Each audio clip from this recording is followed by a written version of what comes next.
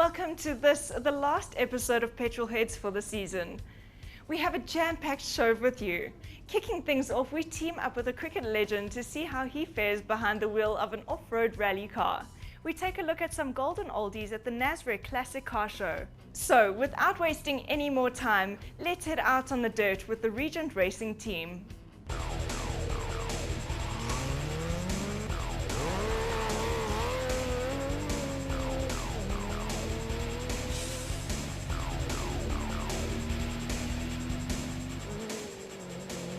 Off-road racing is possibly one of the toughest forms of motorsport out there.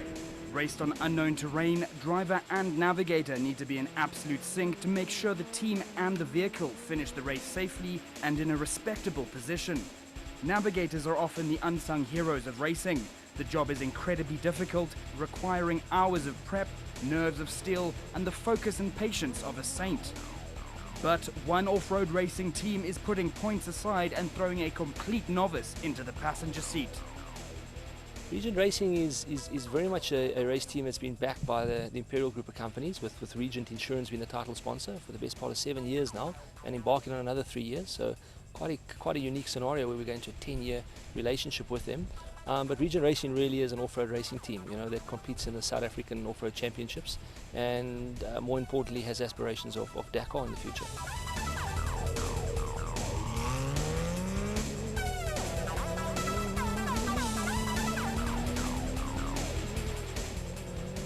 Today is a test session, so we run a kind of a celebrity challenge, if you want to call it that. So the idea is to bring sporting celebrities, introduce them to the sport, and then hopefully give them a good enough experience that they become ambassadors. And that's been pretty successful this year. And today we really have Jonty Rhodes out here who's doing just that. No, the guys come out, the celebrities come out. We teach them the world of navigation and the challenge, and basically they sit next to a very experienced driver in Archie, and they get to compete in an off-road national. Now, to put in perspective, we've done Fanny de Villiers, we've done Stefan de Blanche, we've done Natalie de Toy, and as Stefan put it, it's very much like asking one of us to go and play in a Super 15 on the weekend. They get taken totally out of their comfort zone. They're very competitive by nature, so they want to win, and it takes them a little while to settle in, and once they settle in, it's a very, very unique experience, and effectively that's what Jonty has now.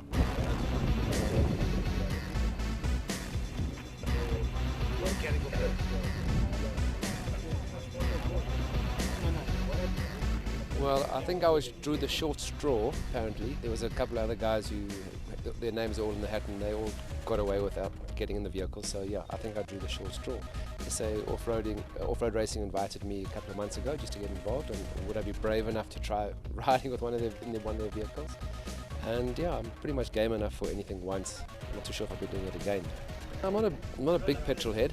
Even the Dakar, whether it be 2 wheels or 4, I haven't really followed that closely. I mean, even for me, watching the Tour de France, I don't watch a lot of sport, so I spend a lot of time outdoors using my own steam. So this is going to be good fun, sitting as a navigator, let alone not having any sort of control over the steering wheel, which is maybe a good thing, I suppose. The main function of the navigator is to keep us going in the right direction, keep us on the route. He's got a couple of aids to help him. The GPS, which they brought in about 5 years ago, that shows the track. It's a little bit delayed sometimes, so that gives us an idea of if we're off track, to get back onto track. The main function is to pick up, to use his odometer. There's 2 of them for redundancy in case the one fails. The top and the bottom go together, and these 2 go together. So the top one will give us the total distance of the race, the bottom one point to point. Jonty would have a book, would have route, called the route schedules, and then each block would have an instruction. So 300 meters turn left in front of the gate, or 400 meters through the trees, around the reservoir, that type of thing. And then he resets it with his feet there, the bottom 2. So these 2 have always got the total distance, the bottom 2 have got the splits. And he's got to read the schedule and count me down. So I expect him to count me down from about 300 meters. So if there's a stop coming at 300 meters, and he must say, count me down 300, 200, 100. Then I usually break from about 100 meters, and then do whatever instructions he tells me. By then I could probably see where I'm going. But it's important for him to call the cautions, because there's lots of cautions which are marked on the route schedule and on the GPS, which I never see. So if we're going on a flat out section and there's a big donga at 500 meters, if he doesn't call it right, we'll end up with a horrible accident. Okay, basically we're just running him through the book. Before every race we get our notes sent to us on a Wednesday evening or Wednesday during the day, and we have to start marking it. We mark our triple cautions.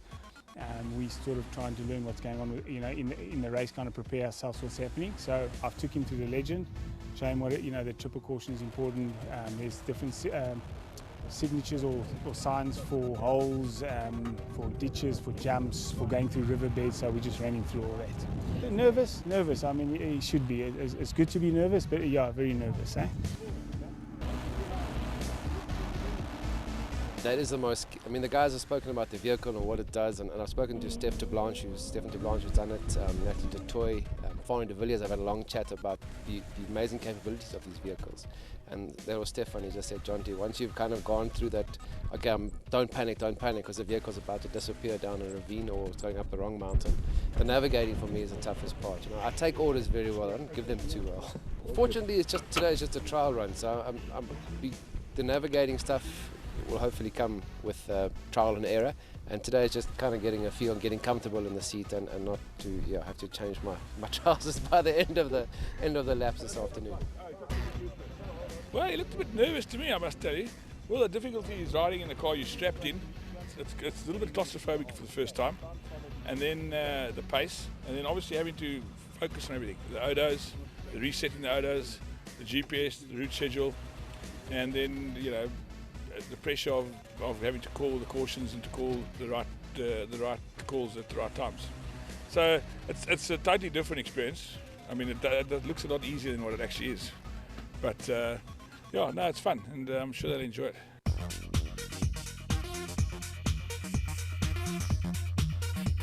On the cricket pitch, he was responsible for getting himself from A to B. Now the vehicle that will be testing Jonty's mettle is this, a 4-litre V6 Nissan Navara. The car that Jonty's in today is a V6 powered Nissan Navara. It's an ex-factory car, so it's won multiple championships as a car. It probably sits here at about R1.5 million in value. It's a Dakar spec vehicle.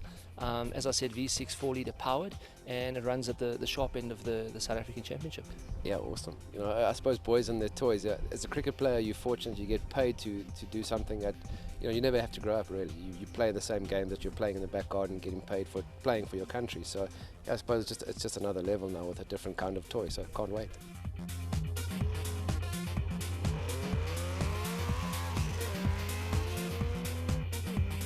No, still very, very happy. I mean, I'm not claustrophobic at all.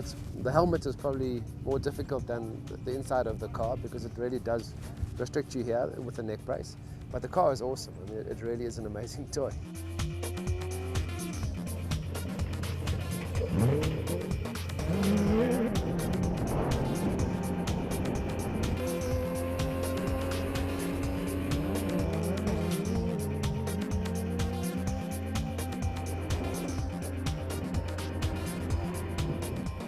I think the worst thing here is that it's very condensed. They're trying to give you as much information as possible.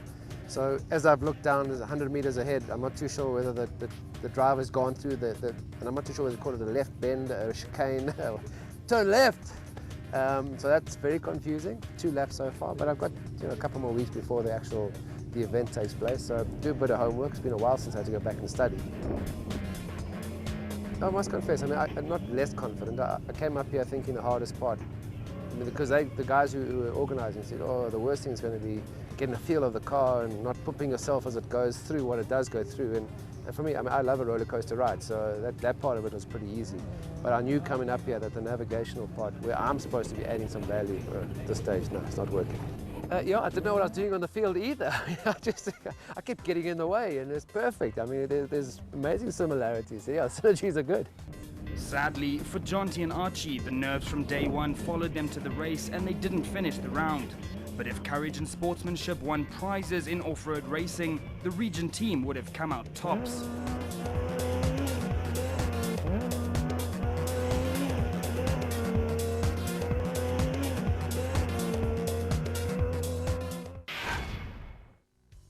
Awesome stuff, and what a great guy.